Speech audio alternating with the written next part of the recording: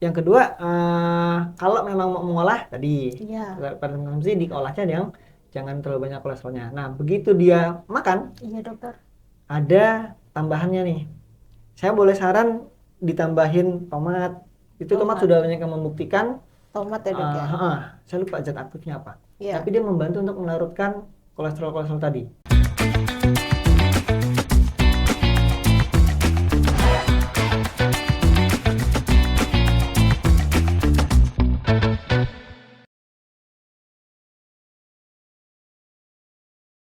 Halo Tribuners, kembali lagi bersama saya Septiana Cahyani dalam podcast Cakap Sana dan Cakap Sini. Dan pada episode kali ini kita akan membahas tema tentang hempaskan kolesterol jahat saat menyantap daging kurban. Karena pada tanggal 29 Juni 2023 nanti kita akan merayakan Idul Adha, di mana mayoritas masyarakat Indonesia ini pasti mengonsumsi yang namanya daging kurban. Dan di studio Tribun Jatim Network Malang ini telah hadir narasumber dari RSI Unisma Malang bernama Dr. Reza Hakim. Beliau adalah dokter umum dari RSI Unisma Malang. Selamat pagi dokter. Pagi Mbak. Sehat ya dokter? Alhamdulillah Ya. sehat. Ya, assalamualaikum dokter. Waalaikumsalam warahmatullahi wabarakatuh. Iya, mungkin boleh disapa. Banyak. Iya, mungkin boleh disapa dulu dokter Tribuners yang ada di rumah. Assalamualaikum warahmatullahi wabarakatuh, Tribuners. Saya Dr. Reza dari RSI Unisma. Alhamdulillah bisa berjumpa di acara kali ini. Kita bahas tentang kurban sedikit banyaknya nanti ya. Itu aja mungkin ya? Iya, terima kasih dokter Reza. Panggilannya ya dokter. Iya, ya? Reza. Iya, alhamdulillah. Dan dok, ini kan nanti tanggal 29 Juni 2023 nanti seluruh umat Islam, umat muslim di dunia ya, di Indonesia juga ini merayakan kurban ya dok ya. Pasti kita makan daging kurban ya dok ya. Insya Allah seperti itu. Iya. Salah satu Dan tujuannya. iya, salah satu tujuannya dok ya. Dan mengapa dok kita itu harus menjaga kesehatan selama Idul Adha ini nanti? Kalau dibilang kenapa saya harus menjaga kesehatan di Idul Adha, sebenarnya kan kalau menjaga kesehatan itu harusnya semua waktu ya. Iya. Cuma kenapa nih jadi spesial di Idul Adha? Iya. Karena kebanyakan di banyak tempat, Iya, ya dok. mungkin yang banyak yang awam ya, itu ada hegemoni tersendiri. Wah, banyak daging nih. Waduh, gratis. Apalagi anak kos nih. Iya. Biasanya ada pelantaran tuh. Iya. Daging banyak. Nah, cuma daging ini sebenarnya banyak manfaat. Nabi sendiri sudah bilang makan daging itu, daging kurban itu, daging kambing kalau Nabi bilang Iya. waktu itu menyehatkan. Menyehatkan. Cuma Seperti apa dong yang- menyehatkannya? Ya banyak proteinnya. Proteinnya. Ya. Banyak proteinnya, terus energinya juga banyak. Sumber kalau apa namanya kan namanya kalau kita dengar dulu secara awam zat pembangun. Nah, kalau Zat ada sel pembangun. yang rusak butuh protein dari mana Iya. lagi coba kalau bukan dari daging? Iya. Ya ada susu sih, cuman Iya. ini yang kandungannya banyak tuh tinggi si protein itu dari daging. Dari daging. Daging merah. Daging merah. Mm-mm. Seperti itu ya dok Itu ya. nah, tapi kenapa sih kok harus dijaga kesehatannya? Iya. Karena euforia itu sering berlebihan, Mbak. Satu berlebihan, bukan cuma daging ya, apapun itu kalau berlebihan pasti nggak bagus. Iya. Dokter. Nah, dalam hal daging merah ini, Iya. terutama daging kurban yang pengolahannya kurang bagus, nanti kita bahas di belakang, Iya dokter. itu sering kecolongannya tuh di lemaknya. Nah, tadi sesuai judulnya, kolesterol. Iya. Kecolongannya di situ. Mm. Berlebihan ya sudah, kena ada tuh nanti. Walaupun nggak kenanya hari itu, Iya. di belakang. Belakangan hari ya dok ya. Oh, Butuh kerasnya. proses ya dok ya. Ya, itu prosesnya. Jadi memang harus benar-benar dijaga, jangan sampai over. Over berlebihan memakan daging ya dok ya. Kadang kita tuh suka hilaf ya dok ya. Itu dia. Ya apalagi sate-sate kayak gitu dok. Ya itu tadi. Makanan kalau sate kan makanannya kan kurang apa ya, juga berbahaya juga ya dok ya sate itu ya. Dari Gimana, beberapa Dok? sisi iya. Karena dia dibakar, Iya dibakar. ada apa namanya? Hasil bakarnya itu kalau over bisa memicu kanker. Oh, memicu kanker itu. Yang bakar-bakaran kayak Iya, cuma daging sih. arang gitu. Bukan arangnya. Jadi yang dagingnya sudah terbakar itu bisa sebagai zat karsinogenik. Oh. Itu tentu dalam batas tertentu ya. Oh iya. Kalau sudah berlebihan sudah wes bisa dia kena pemicu kanker. Pemicu Di kanker usus itu. biasanya. Di usus. Iya. Terus dok, ini tips aman ya dok ya untuk konsumsi daging kurban selama Idul Adha itu seperti apa dok? Gini, kalau dibilang aman dagingnya, saya rasa dari sisi daging sendiri sudah aman. Sudah aman.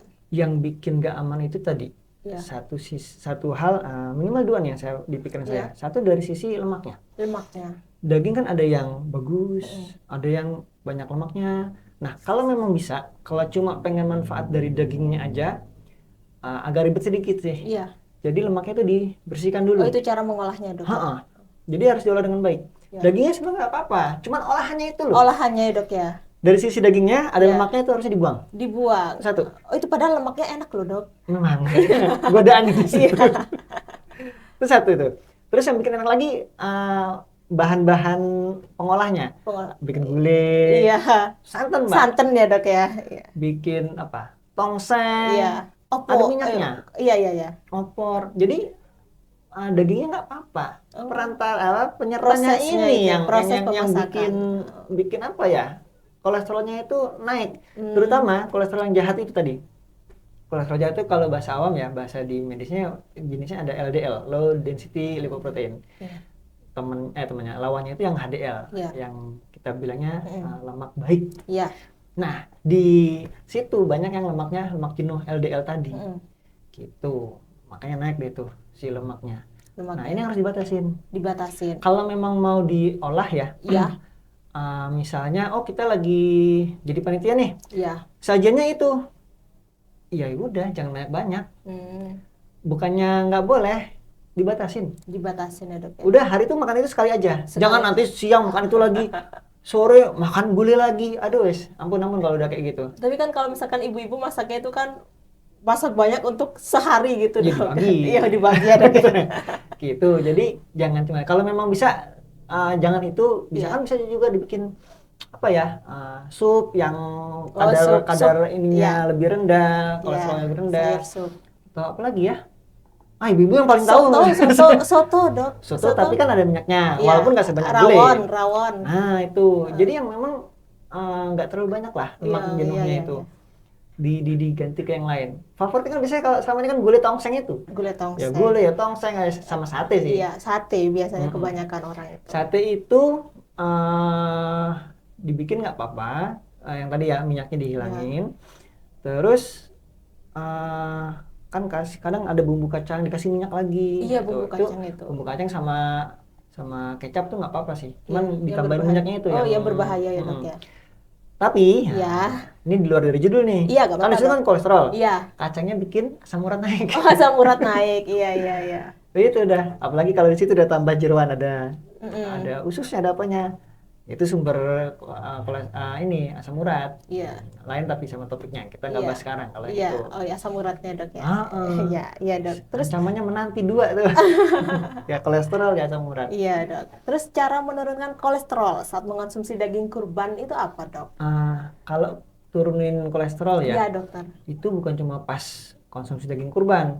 Sebenarnya harus sebelum, saat, sama setelah. Oh iya. Kalau sebelum tadi sudah saya jelaskan, dipilih, kolesterolnya dikurangin seminimal mungkin mengkonsumsi kolesterolnya itu.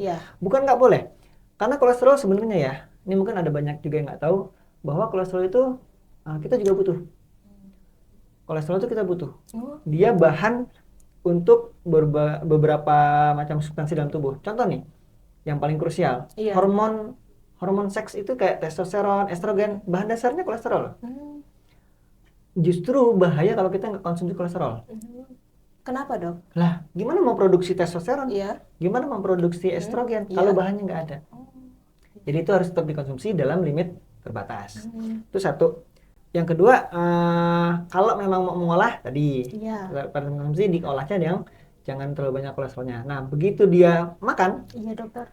Ada tambahannya nih. Saya boleh saran ditambahin tomat. Itu tomat sudah banyak yang membuktikan. Tomat ya, Dok, ya? Saya lupa zat aktifnya apa. Iya. Tapi dia membantu untuk melarutkan kolesterol tadi. Tomat ya, Dok, ya? Terus lagi timun. Nah makanya tuh di sate kadang ada acar. Iya, acar, ya. Tomat, timun, wortel, kentang, brokoli. Itu membantu untuk mengurangi kadar kolesterol jahat tadi. Iya, Dok. Jadi pas konsumsi, ya konsumsi itu juga. Itu yang pertama dari sisi kolesterolnya. Kalau dari sisi dagingnya, dalam fase apapun, makan daging ayam, daging sapi, daging ikan, itu biar pencernaannya bagus, itu harus ada serat, sayuran. Biar pengolahannya bagus, tidak membebani si usus. Akhirnya manfaat dari si daging kita dapetin maksimal. Proteinnya banyak yang terserap. Kalau nggak pakai serat itu, pencernaannya nggak bagus, ya daging cuma lewat doang. Ya ada sih terserap dikit, cuman makan udah keluar. Zat-zat pentingnya di daging itu jadi banyak yang nggak didapat. Kalau seratnya kurang. Banyak tuh kita lihat di fast food kan, cuma nasi ayam, nasi daging, sayurannya nggak ada. Itu sebenarnya dia cuma menikmati rasanya doang, tapi manfaatnya nggak banyak didapat dari daging tersebut. Sama juga di kurban. Tuh, nah setelahnya, dokter. Kalau setelahnya dari sisi gizi ya, kita tuh kalau mau inputnya ada, prosesnya sudah bagus, tadi pakai serat. Nah setelahnya itu biar nggak terlalu numpuk, olahraga dong. Olahraga ya dokter ya. Jadi nggak disimpan. Daging, lemak itu disimpan di bawah kulit. Nggak disimpan dalam bentuk lain. Akhirnya kalau yang cowok biasanya perutnya tambah maju. Iya, buncit ya dok. Perempuan paha sama bokongnya tuh lebih melebar lagi. Sudah itulah. Itu harus dibakar. Dibakar ya. Bakarnya dengan cara olahraga. Olahraga ini sebenarnya ada bahasanya tersendiri. Cuman intinya itu kalau olahraga jangan harus seimbang dengan yang dikonsumsi. Kalau memang mau makan banyak yang seperti itu ya, olahraganya harus berani lebih kuat lagi. Ya, seperti apa dok olahraga yang bisa menurunkan lemak-lemak di dalam tubuh ini? Yang penting rutin. Oh rutin ya dok ya? Tiap hari sebata. Kalau bisa ya, tiap hari, seminggu sekali ya boleh lah. Cuman nggak terlalu ngefek juga untuk mengurangi. Cuman ada. Terus durasinya. Berapa menit dok?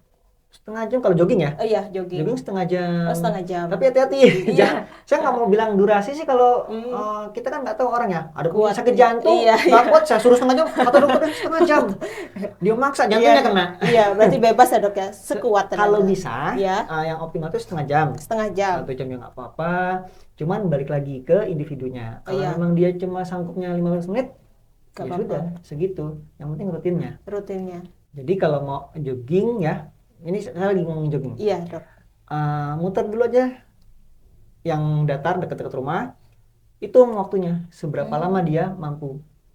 Oh saya mampu 10 menit ya sudah. Selama 1 minggu 10 menit dia muter. Mau di tempat lain yang penting dia sudah tahu batas waktunya dia 10 menit. Lebih dari itu dia biasanya sudah nongkrong daripada pingsan di tengah jalan. Tuh. Nanti 1 minggu 2 minggu jalan dinaikin lagi. Ini jangka panjang untuk mengurangi penumpukan lemak. Gitu. Seperti itu ya dok ya. Jadi sebelum, setelah, sama pascanya. Nah kalau ternyata sudah usaha seperti itu kok kayaknya masih ada gangguan juga nih, ya udah periksa seberapa gede sih kolesterol jahatnya tadi, LDL-nya. Oh nanti diprogram. Programnya seperti apa dok? Nah itu biasanya nanti kita join sama ahli gizi. Kalau di RSI kan ada ahli gizinya itu. Oh RSI kita konsulkan lagi. Lihat gimana nih program dong makannya. Nah mereka yang tahu nanti dikasih tahu tuh si pasiennya, oh makannya ini. Itu detailnya ada dari dokternya. Mungkin ini kayak perlu intervensi obat deh. Kita turunin kolesterolnya itu dengan obat, dibantu. Jadi dari sini jalan itu. Tapi nanti kalau memang usaha yang alaminya ini nggak berhasil, gitu. Jangan langsung ngomong aku mau obat aja, jangan. Itu. Iya dok. Terus juga harus konsumsi buah-buahan ya dok ya, penting nggak sih dok? Buah-buahan itu kita dari sisi vitaminnya sama seratnya. Terutama buah-buahan yang ada seratnya, kayak alpukat. Terus kalau yang dari vitaminnya sih lebih banyak yang vitamin A sama B-nya itu ya. Iya. Gitu. Kalau secara prinsip dari sisi daging lebih utamanya ke seratnya. Mau sayur, buah terserah. Oh iya dok.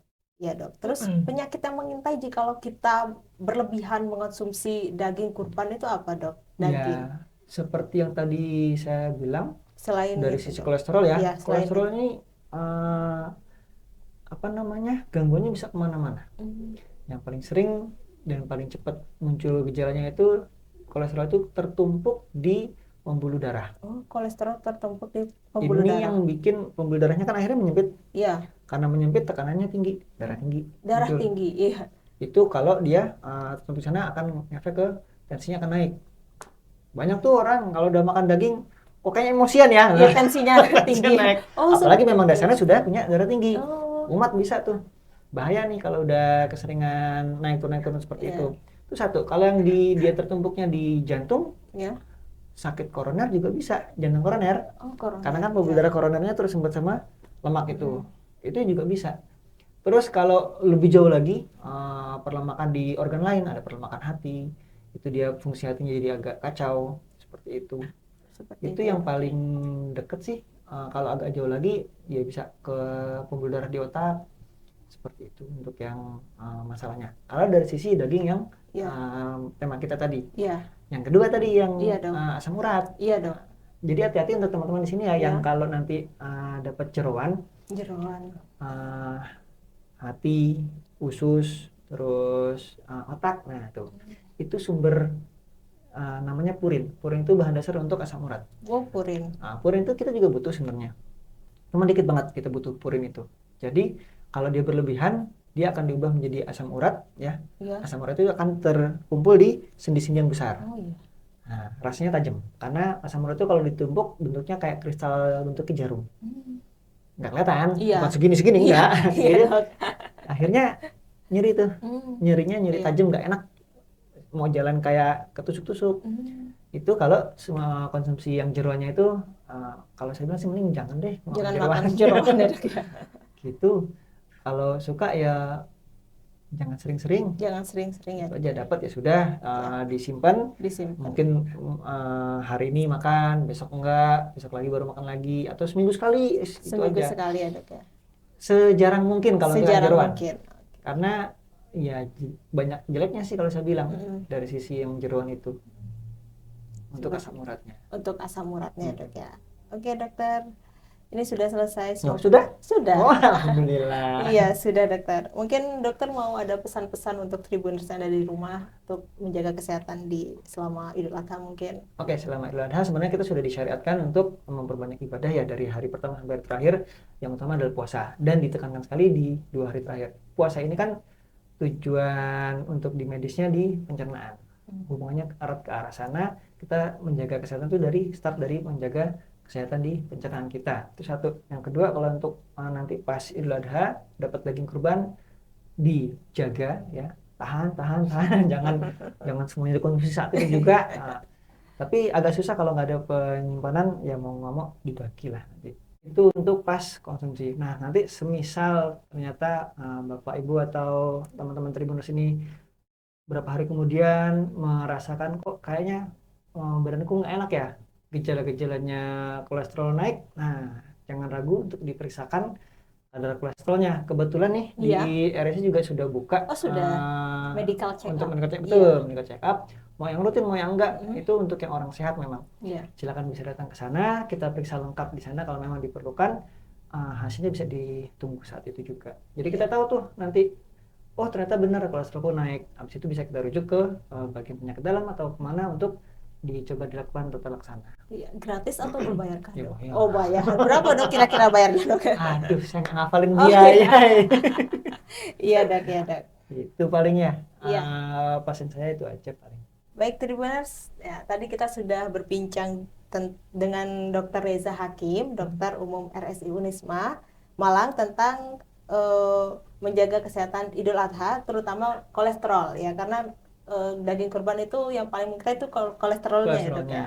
Ya jadi jangan berlebihan makan daging kurban, karena yang berlebihan itu gak baik kata Dokter Reza Hakim. Terus untuk kalau misalkan Tribuners mau makan daging kurban, itu usahakan pendampingnya tuh seperti tomat ya dok ya, timun, acar, kentang, brokoli seperti itu. Terus buah-buahan yang berserat seperti itu Tribuners.